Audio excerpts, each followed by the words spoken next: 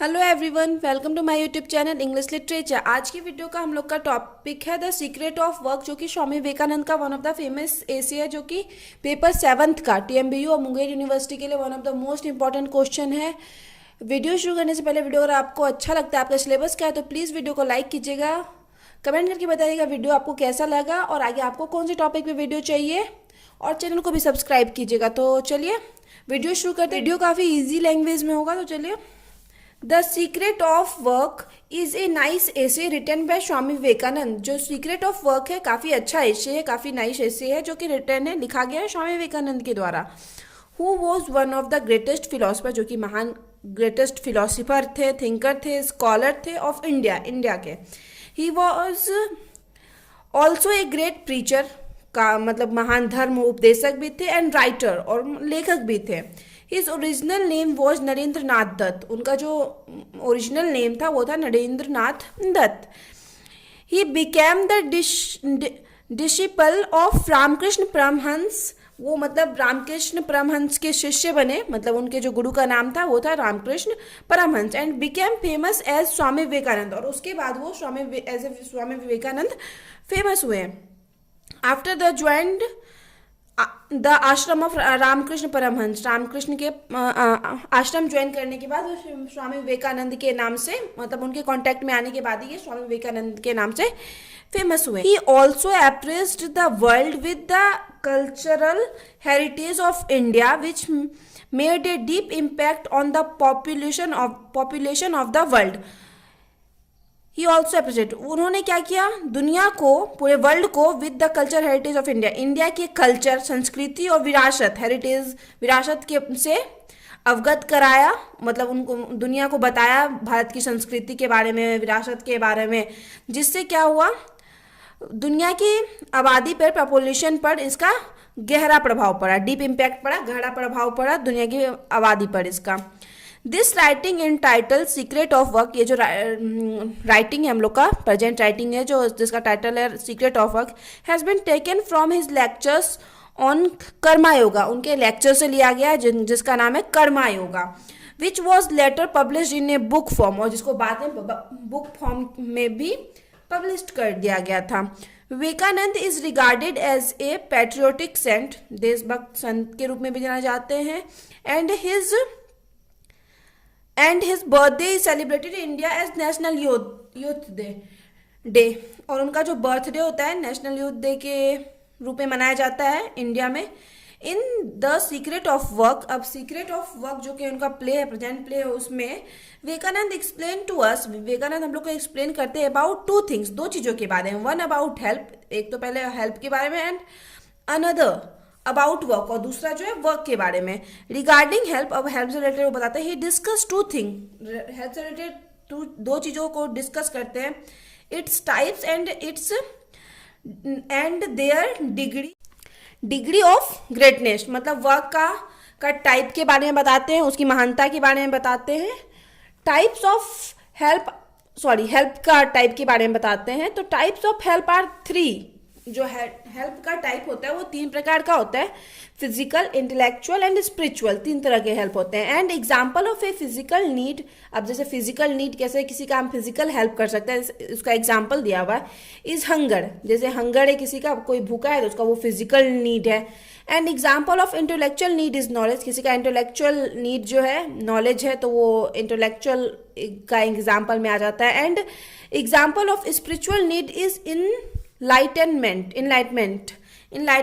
मतलब किसी को क्या करना, आत्मज्ञान का बोध करा देना, वो एग्जाम्पल है स्पिरिचुअल नीड का। According to the degree of greatness, मतलब greatness, physical help is good, मतलब जहाँ तक ग्रेटनेस, महानता की बात करते हैं तो फिजिकल हेल्प जो है, कौन ज़्यादा अच्छा है, तो फिजिकल हेल्प गुड है, मतलब अच्छा है। Intellectual help is better, intellectual help physical help से ज़्यादा अच्छा है।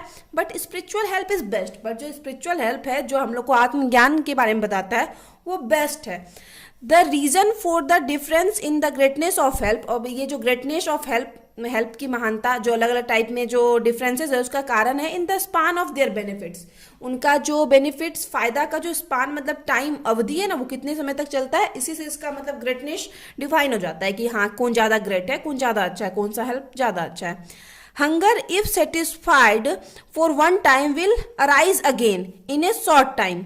तो इस लाइन को इस तरीके से समझ, इस लाइन का मीनिंग तो होता है कि अगर हंगर को, भूख को एक बार के लिए सेटिस्फाइड करवा दिया गया तो विल अराइज अगेन, ये फिर से मतलब आ जाती है, लग जाती है इन अ शॉर्ट टाइम, मतलब कुछ टाइम में। जैसे अगर कोई भी भूखा इंसान है या गरीब है या कोई भी रीजन से वो भूखा है, तो उसको अगर आप खाना खिला के उसकी हेल्प करते हो तो क्या होता है ना कि अभी हेल्प किया और 5 से 6 घंटे बाद या 10 ही घंटे बाद उसको फिर से भूख लग जाएगी। तो ये छोटे टाइम के लिए हेल्प है, मतलब फिजिकल हेल्प हुआ, खाना खिला के हम उसका फिजिकल हेल्प किया, लेकिन ये कम टाइम के लिए है और ये तुरंत मतलब फिर से जिसको भी, जिसका भी हेल्प किए दोबारा उसको भूख लगना ही है। अब है second knowledge if satisfied for one occasion, और एक अवसर के लिए अगर नॉलेज को सेटिस्फाइड करवा दिया गया, will be needed more for another occasion, तो वहीं दूसरे अवसर के लिए और ज़्यादा नॉलेज की आवश्यकता पड़ेगी। तो नॉलेज भी सेकेंड पोजीशन पे रखा गया है, फिजिकल हेल्प के बाद नॉलेज को रखा गया है। एंड इनलाइटमेंट, अब जो आत्मज्ञान है, इफ ऑब्टेंट, और ये जो अगर प्राप्त होता है, will analyse and limit wants for ever, मतलब इसकी जो विश्लेषण होता है ना, इसका जो मतलब आत्मज्ञान का जो अंदर चलता रहता है, एंड लिमिट्स वांट्स, ये लिमिट को वांट मतलब वांट्स को लिमिट करती है, अपनी इच्छाओं चाह को, फॉर एवर, हमेशा के लिए। रिगार्डिंग वर्क, अब वर्क की बात करते हैं। यहाँ पे हम मतलब हेल्प के बारे में पढ़े कि हेल्प 3 तरह के होते हैं, अब वर्क के बारे में बात करते हैं। Work, he discuss 3 things, work में भी वो 3 चीज को डिस्कस करते हैं। How we must work, what are the effect of work, कि हम लोग को काम कैसे करना चाहिए, वर्क का इफेक्ट क्या होता है, and what are the objective of work, और वर्क का जो ऑब्जेक्टिव यानी उद्देश्य क्या होता है। Answering to how we must work, he gives reference to Bhagavad Gita, मतलब कैसे हम लोग को काम करना चाहिए, इस चीज़ का रेफरेंस देते हुए भगवद गीता के बारे में कहते हैं। विच आस्क अस टू वर्क इंसेंस्टली, मतलब ये भगवद गीता के थ्रू हम लोग को समझाते हैं कि हम लोग को इंसेंस्टली यानी लगातार, निरंतर काम करते रहना चाहिए, लगातार काम करते रहना चाहिए जब तक हम लोग को सफलता नहीं मिलती है। There are 2 effects of any work, किसी भी काम का 2 इफेक्ट होता है अपॉन इट्स, इसके परफॉर्मर के ऊपर, मतलब जो भी काम कर रहे हैं ना उसके ऊपर 2 इम्पैक्ट होता है किसी भी काम का, गुडनेस और बैडनेस, या तो वो काम काफी अच्छा रहता है या फिर काफी बुरा हो जाता है। If the former is achieved, कि अगर हम लोग कोई भी काम पूर्व में करते हैं, पहले से कर रहे होते हैं और वो अचीव कर लेते हैं, we will cease to do it, तो वो क्या करते हैं, हम उस काम को काम करना बंद कर देते हैं। To keep doing something incessantly as is asked to do in Gita, तो गीता में कोई भी काम को मतलब अच्छे तरीके से करने के लिए उसको लगातार निरंतर करने की सलाह दी गई है। We must not expect anything in return, तो हम लोग को रिटर्न में कुछ भी एक्सेप्ट नहीं करना चाहिए। This is the quality of non attachment, ये जो क्वालिटी है वो नॉन अटैचमेंट की क्वालिटी है non attaching one self with the work for any returns, मतलब कोई भी काम ऐसा जिसमें हम मतलब बिना किसी अटैचमेंट के, बिना किसी रिटर्न के वो काम को कर रहे हैं। ए पर्सन, अब एग्जाम्पल के थ्रू हम लोग को समझाया गया है, ए पर्सन, एक आदमी, who work for his family, जो अपने फैमिली के लिए काम करता है, विल नो एक्सेप्ट रिटर्न, ये रिटर्न एक्सेप्ट नहीं करता, क्योंकि वो अपने फैमिली के लिए कर रहा है, अपने माँ बाप के लिए कर रहा है, अपने बच्चों के लिए कर रहा है, तो वो रिटर्न एक्सेप्ट नहीं करता है। This is an example of non attachment, तो ये नॉन अटैचमेंट वर्क का एक एग्जाम्पल है। जस्ट इसी तरह as the lotus which floats on the water, ठीक उसी तरह जैसे लोटस पानी में तैरता रहता है बट डजंट गेट वेट, लेकिन कभी भीगता नहीं है, कभी गीला नहीं होता है, भीगता नहीं है, कभी गीला नहीं होता है। We must work but must not get attach to it, हम लोग को काम तो जरूर करना चाहिए लेकिन इससे अटैच्ड पूरी तरह से नहीं हो जाना चाहिए। This is the one quality, ये काम का एक क्वालिटी है। द सेकेंड क्वालिटी, अब जो वर्क काम का है सेकेंड क्वालिटी है, is that we must work with freedom, कि हम लोगों को जो काम करना चाहिए ना, फ्रीडम, स्वतंत्रता पूर्वक करना चाहिए।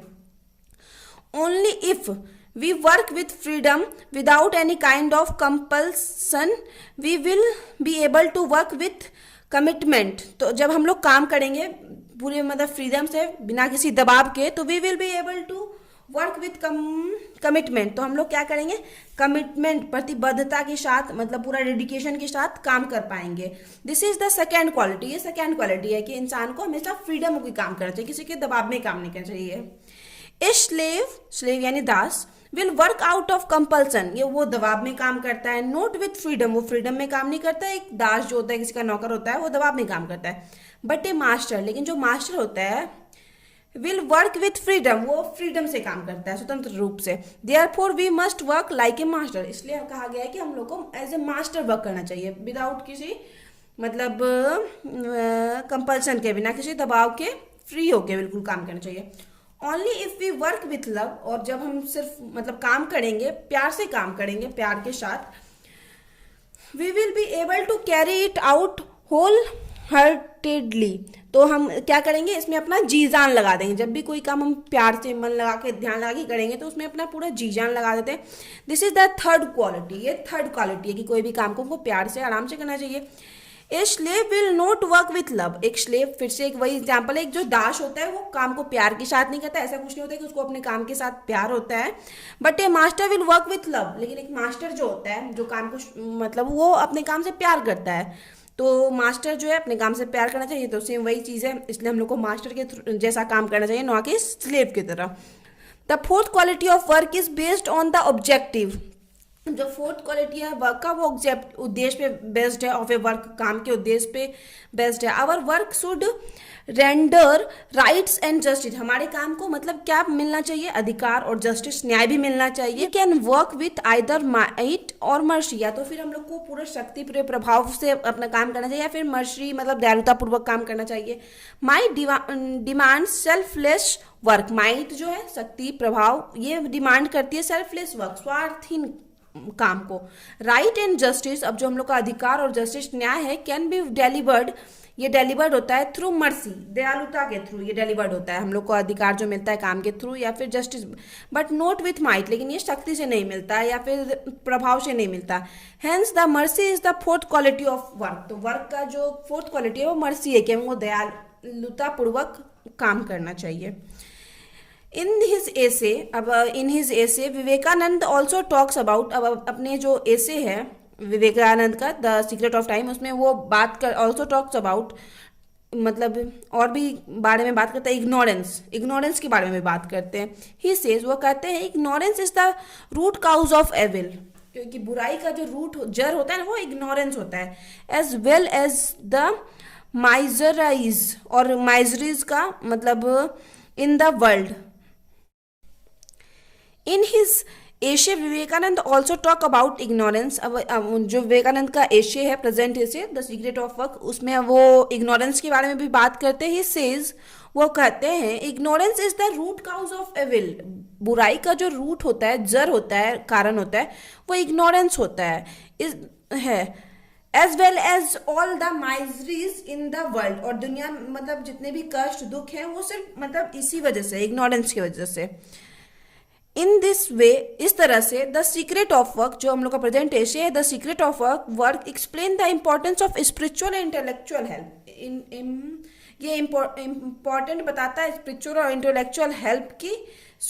इसलिए it is known as one of the best work of Swami Vivekananda, इसलिए ये जाना जाता है स्वामी विवेकानंद के one of the best work के रूप में, इन इंग्लिश लिटरेचर के बेस्ट वर्क के रूप में स्वामी विवेकानंद के जाना जाता है। तो यहाँ पे वीडियो खत्म होता है। वीडियो अगर आपको अच्छा लगता है तो प्लीज़ वीडियो को लाइक कीजिएगा, कमेंट करके बताइएगा आगे आपको कौन से टॉपिक की वीडियो चाहिए, और चैनल को भी सब्सक्राइब कीजिएगा। तो मिलते हैं नेक्स्ट वीडियो में नेक्स्ट टॉपिक के साथ।